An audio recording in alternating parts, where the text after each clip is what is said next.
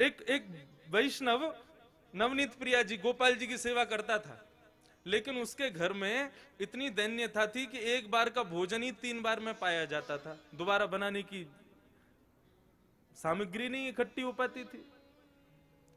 अब उसका कोई एक मित्र आया, वो पैसे वाला, उसने आकर के उससे कहा और भाई सब ठीक? बोले हाँ सब ठीक। बोले तुम्हारा दिन सुधर गए कि नहीं? बोले अब वैसे ही है भैया, क्या करें, एक समय रोटी बनती है, उसी से शाम तक का गुजारा होता है।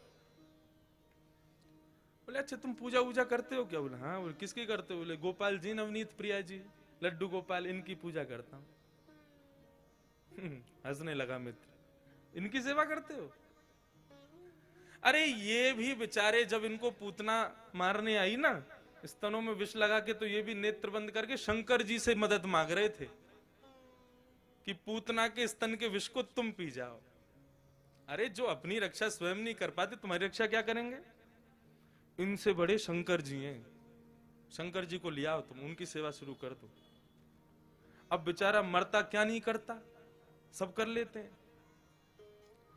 शंकर जी ले आया दूसरे दिन, और नवनीत प्रिया जी लड्डू गोपाल जी को दूर एक जगह टेबल पे बिठा दिया। बोले तुम्हारी सेवा अब हो गई, तुमने तो कुछ किया नहीं, अब इनकी करेंगे हम। अब शंकर जी की पूजा उसने शुरू कर दी। खूब रुद्राष्टाध्यायी से अभिषेक आदि सब करने के बाद में अगरबत्ती जला करके और त्रिपुंड लगा लिया। पहले तो उर्दपुंड लगा रहा था, अब त्रिपुंड लगा करके ओम नमः शिवाय जप करने लगा। अब जैसे ही आंख खोल के देखा तो जो उसने अगरबत्ती जलाई थी उसका धुआं उड़ करके गोपाल जी के पास जा रहा था। अब वो धुआं है, वो तो कहीं भी जा सकता है। अब जैसे ही गोपाल जी के चारों तरफ उसने धुआं देखा तो ठाकुर जी के पास जाके क्या बोलता है, इतने वर्षों से सेवा कर रहा था, तब तो मेरी नहीं सुनी, आज दूसरे किसी को ले आया तो चिढ़ के मारे उसकी अगरबत्ती भी खुद ही सूंघ रहे हो। और ठाकुर जी को बोला तुमको यहां बैठने ही नहीं दूंगा, अलमारी में बंद करूंगा। जैसे ही ठाकुर जी को इस भाव से उठाया, ठाकुर जी प्रकट हो गए वहां पर, चरणों में गिर पड़ा। बोले महाराज आपने आज तक मुझे दर्शन नहीं दिए, शंकर जी के आती दर्शन कैसे हो गए? बोले देख ये भेद बुद्धि मत रख, मुझ में शंकर जी में कोई भेद नहीं है, और शंकर जी आए इसलिए दर्शन दिए ऐसा भी नहीं है। तो बोले क्यों किए, फिर क्यों दिए दर्शन आज आपने? बोले कल तक तुझे ये नहीं लगता था कि मेरी नांग सूंघती भी है,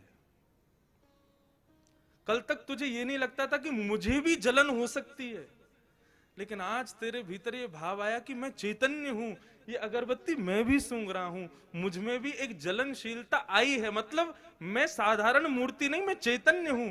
जब तेरे हृदय में ये भाव आया तो मैं पीछे क्यों हटूं, मैं भी प्रकट हो गया, मैं भी क्यों मूर्ति तक रहूं? जब तू ही मुझे इतना ऊपर पहुंचा चुका है तो मैं भी प्रकट हो गया। तो ठाकुर जी का दूसरा स्वरूप भागवत कहती है चैतन्य, उनमें सदैव वही भाव रखो, ये चैतन्य है। एक बार को मंदिर में विराज रहे ठाकुर में हमारी चैतन्यता का भाव रहता है कि नहीं ये ठाकुर जी हैं, इनके सामने बेल्ट नहीं पहननी, इनके सामने जींस नहीं पहननी, इनके सामने ऐसे नहीं जाना। लेकिन अपने घर के ठाकुर के सामने भी हम लोगों के अंदर चैतन्यता का भाव तो रहता नहीं।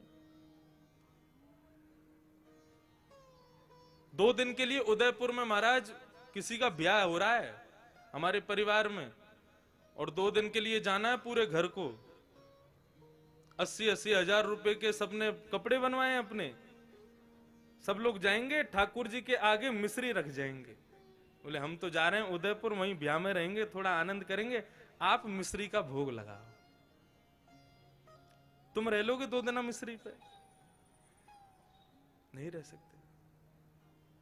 सब लोग इधर देखो, सावधानी से एक बात बता रहा हूं मैं, इस बात को समझ लेना।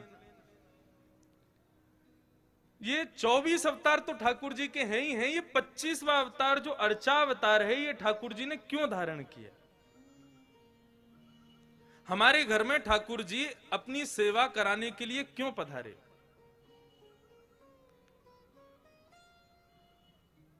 इसके पीछे एक बहुत सुंदर भाव है, सावधानी से सुनिएगा। पूज्य गुरुदेव भी बैठे, उनसे भी निवेदन, दास के मन में ठाकुर जी की सेवा करते हुए एक भाव आया, तो मेरी इच्छा हुई कि मैं उस भाव को कहूं कि ठाकुर जी सबके यहां सेवा कराने के लिए हर घर में क्यों विराज रहे हैं। आप पूरे नाथ द्वारा को देख लो, हर घर में ठाकुर जी का चित्रपट ही सही विराज रहा होगा। वृंदावन तो प्रसिद्ध है, घर घर तुलसी ठाकुर सेवा, दर्शन गोविंद जी को, अलीरी मोहे लागे वृंदावन नी को। क्यों विराज रहे हैं ठाकुर जी हम सबके घर में? देखो, हम लोग जब वैकुंठ जाएंगे तो है, कोई रोक तो रहा नहीं हमको। एक ना एक दिन सबको जाना है वहां पर। तो यदा कदा हमारे द्वारा किए गए कृत्य के कारण यदि हमें कभी वैकुंठ के अलावा भी लोगों का दर्शन करना पड़ गया, मानो जैसे नरक का दर्शन हो गया या स्वर्ग का दर्शन करना पड़ गया, और उस पश्चात वहां पर बताया गया तुमने ये अपराध किया था इसलिए तुमको ये करना पड़ा, तो हम ठाकुर जी से शिकायत करने लग जाएंगे। प्रभु आपकी इतनी अर्चना करते हैं, इतनी सेवा करते हैं, इतनी पूजा करते हैं, इतना आपका नाम गुणगान करते हैं, उसके बाद भी हमारे जीवन में दुख, उसके बाद भी हमारे जीवन में कष्ट, उसके बाद भी हमारे जीवन में कभी सुख की अनुभूति नहीं, और उसके बाद भी जब हम संसार छोड़ के आए तो नरक का दर्शन। शिकायतें दुनिया भर की हम ठाकुर जी से करने लग जाएंगे। आपने ये नहीं किया, ये नहीं किया, ये नहीं किया, हम ठाकुर जी से शिकायतें करेंगे। भगवान बोले ये मुझसे शिकायत करे उससे पहले इसके यहां अर्चावतार रूप धारण करके बैठ जाओ इसके घर में। क्यों? बोले कभी ना कभी ये भी तो अपराध करेगा, सर्दी में कभी मुझे ठंडे जल से नहला देगा, भयंकर सर्दी में कभी मुझे हो सकता है पतला वस्त्र पहना दे, मुझे ठंडी लगे उससे, भयंकर गर्मी में खुद तो एसी में बैठेगा, मुझको पंखा भी नहीं चलाएगा, बिजली का बिल बढ़ जाएगा, मंदिर का पंखा बंद ही रहने दो। ये सारे अपराध ये करेगा मेरे साथ में, लेकिन मैं कभी शिकायत नहीं करूंगा। क्यों? हिसाब बराबर करने के लिए आया हूं, तुझे शिकायत करने योग्य छोड़ूंगा नहीं मैं। तुम भगवान से कुछ कह नहीं सकते कि भाई आपने ऐसा क्यों नहीं किया, आपने ये दुख क्यों किया। भगवान बोले तेरी शिकायत पूरी हो गई, अब मैं करूं शिकायत। भोग बनाते समय सब्जी देख करके भोग लगने से पहले ही तेरा मन ललचा गया था। एक बार भयंकर सर्दी में एक बार मुझे कहीं लेके जा रहे थे, बद्रीनाथ गए थे, मुझे इतना पतला वस्त्र पहनाया, मुझे सर्दी लगी, मैंने कभी शिकायत की तुमसे? तो मनुष्य की जितनी भी शिकायतें हैं उनका हिसाब बराबर हो जाए, उसके लिए ठाकुर जी अर्चावतार लेके आए कि आप ठाकुर जी से कुछ कह ना सको। यदि आपने कहा तो फिर ठाकुर जी कहेंगे। कितना भी प्रयास कर लेना, कितनी भी कोशिश कर लेना, अर्चावतार में एक ना एक अपराध तो हम करते ही हैं, लेकिन ठाकुर जी कभी कुछ नहीं कहते। तो वही चैतन्य है। और ठाकुर जी का तीसरा स्वरूप है आनंदम परमानंदम। ठाकुर जी आनंद स्वरूप है। श्रीनाथ जी का स्वरूप परमानंद प्रदान करता है। हमारे बाल कृष्ण प्रभु ने दुनिया भर के रूप धारण किए, कहीं पर बांसुरी बजा रहे हैं, श्री राधा वल्लभ जी में रोज ब्याह कर रहे हैं, बिहारी जी में नित्य मनोरथ कर रहे हैं, श्री गोपीनाथ गोविंद देव जयपुर में विराज रहे हैं, उनके भी अलग अलग रूप। लेकिन श्रीनाथ जी का जो रूप है, स्वरूप है, इसमें सब विराजमान है, सब विद्यमान है, क्योंकि ये वास्तविक आनंद स्वरूप है। एक भुजा ऊपर है और दूसरी भुजा कमर पर है। किस भाव से? सावधानी से सुनिए कथा बिल्कुल। श्रीनाथ, श्री यानी राधा, श्री यानी श्री किशोरी जी, श्री यानी श्री लाडली जी, और श्री लाडली के संग युक्त होकर के जो नाथ विराजमान है वो है श्रीनाथ। सुन वे तो पहली ताली बजा रहे हो, बात तो पूरी करने दो हमको, जल्दीबाजी मत करो। अब तो पंडाल भी अपना, समय भी अपना, कथा भी अपनी, उत्सव भी अपने, पूरे दिन पूरा दिन है अपने पास, खूब भाव से सुनो कथा। वृंदावन में जो दर्शन नहीं है वो दर्शन श्रीनाथ जी में है। कैसे?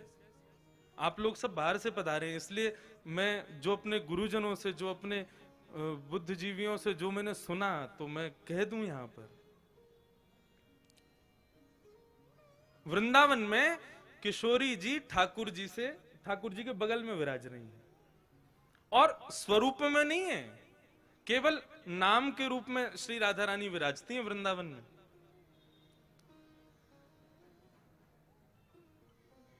जब देखी वृषभानुजा हिय विच उठी है हुक, वंशी रह गई हाथ में फिर ना लागी फूंक।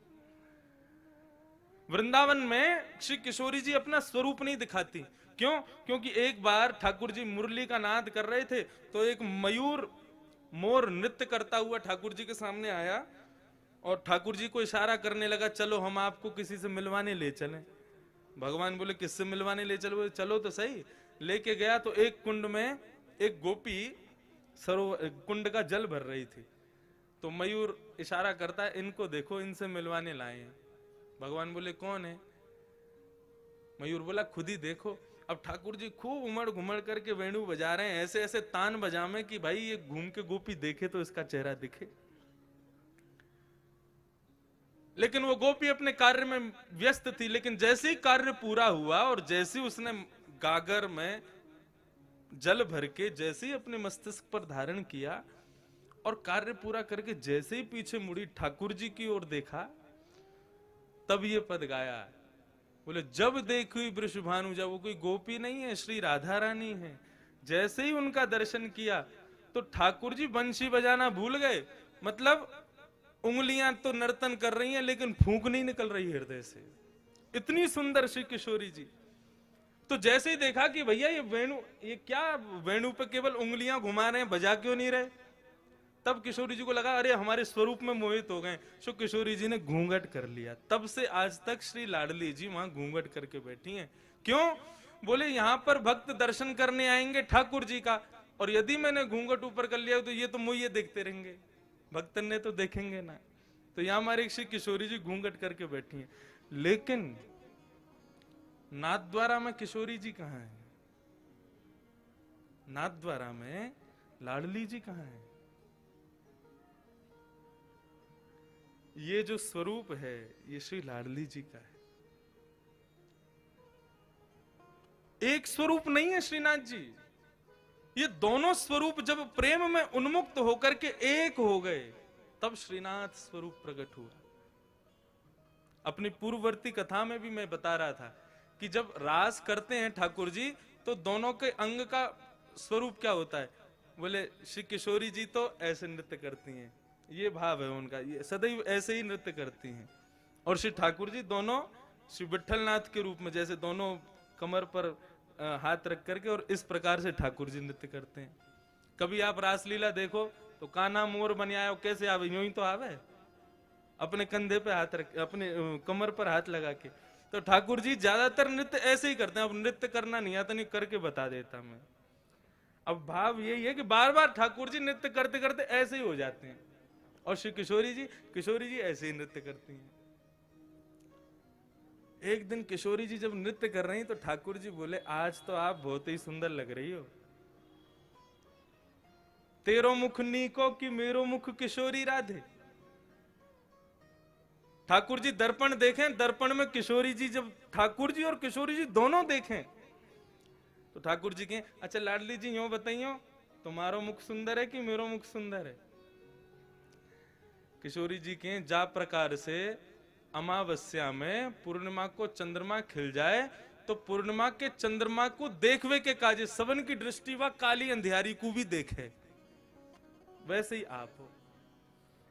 बोले आप तो ऐसे कार्य हो, आपको कोई देखो तो चाहे ना। लेकिन हम जब गौरांगी अपनो पूर्ण रूप लेकर के आपके बगल में विराज जाए ना, तब लोग आपको देख लें हमारे मारे। ऐसा ठाकुर जी के संग विनोद करें श्री किशोरी जी। तो उस दिन ठाकुर जी बोले आज तो आप बहुत ही सुंदर लग रही हो। राधा रानी बोली हम तो सुंदर हैं ही हैं, बता का रहे। ठाकुर जी बोले लेकिन हमारी इच्छा है रे कि आप हमारे सन्निकट आ जाओ, आप हमारे नजदीक आ जाओ। किशोरी जी बोली देखो ये सब सखियां नाच रही हैं, सब नृत्य कर रही हैं, सब रास कर रही हैं, अब हम इन सबन के सामने आपके समीप आमे ना तो हमको न कष्ट हो गए। सो किशोरी जी तो आमे नहीं, ठाकुर जी बार बार ऐसे नाचते नाचते उनके बगल में पहुंच जाएं कि हमारे पास आमे। लेकिन ललिता, विशाखा और श्री यमुना, इन तीनों के हृदय में यह भाव आया कि ठाकुर जी की बड़ी इच्छा है रही है श्री किशोरी जी के आलिंगन की, हृदय से लगावे की, लेकिन हम लोग उनके संकोच के मारे कर नहीं रहे। सो तीनों नृत्य करते करते वहां से अंतर ध्यान हो गए ताकि हमारा संकोच दूर हो जाए, हमसे जो संकोच है वो दूर हो जाए। जैसे ही तीनों वहां से प्रस्थान किए, ठाकुर जी ने और श्री लाडली जी ने देखी अब कोई ना है, अब तो समीप आ जाओ हमारे, आपको स्वरूप इतना बढ़िया मनमोहक लग रहा है। सो किशोरी जी तो ऐसे नृत्य करते करते और ठाकुर जी ऐसे नृत्य करते करते जैसे ही आकर के आलिंगन कियो है, सो आधो स्वरूप तो श्री किशोरी जी को और आधो श्री ठाकुर जी को श्रीनाथ रूप में प्रकट हो गए। बोलो श्रीनाथ प्यारे की जय। आप कभी गर्मी में यहां आना, मैंने तो अनुभव किया है, ठाकुर जी की जो उठी हुई भुजा है वो श्री राधा रानी है, और उस भुजा को जब आप देखेंगे तो उस भुजा में आपको गौर वर्ण का दर्शन होगा। अभी तो ठाकुर जी ने पूरा अंग ढका, केवल मुखमंडल दिखाते हैं, लेकिन कभी गर्मी में आप आओगे तब ठाकुर जी के श्री अंग का दर्शन कीजिएगा, आपको श्री किशोरी जी भी दिखेंगे। तो आधा भाग श्री लाडली जी हैं और आधा भाग श्री ठाकुर जी हैं, दोनों के रूप एक हुए तब श्रीनाथ प्रकट हुए। हमारे ब्रज वृंदावन में तो फिर भी राधा रानी ने थोड़ा सा दूर रह के बैठी हैं, लेकिन यहां तो एक में ही बैठी। और यहां आए कहां थे, कहां से आए, हमारे यहां से ही तो आए, हमारे ब्रज से ही तो पधारे। कल यहां पर प्रेस कॉन्फ्रेंस हो रही थी तो हमारे प्रेस के सब भाइयों ने हमसे पूछा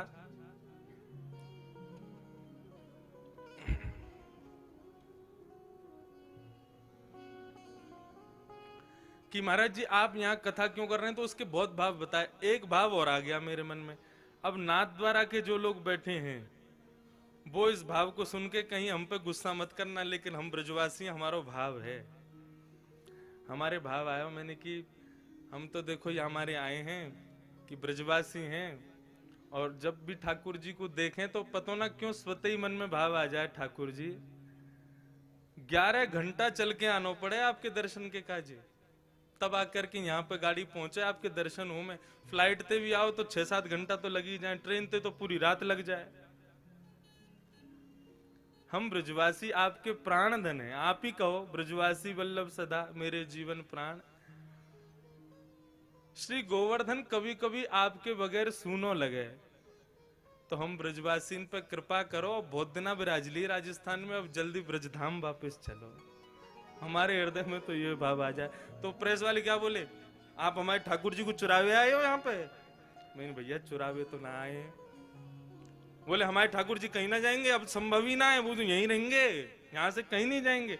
मैंने कि आप काहे को गुस्सा रहे हो, मतलब ठाकुर जी गए तो आप कौन से यहाँ रहोगे, आप भी आओगे, और मैंने हम सब ब्रजवासी सब आपको स्वागत करेंगे, पधारो भैया हमारे ब्रज में पधारो।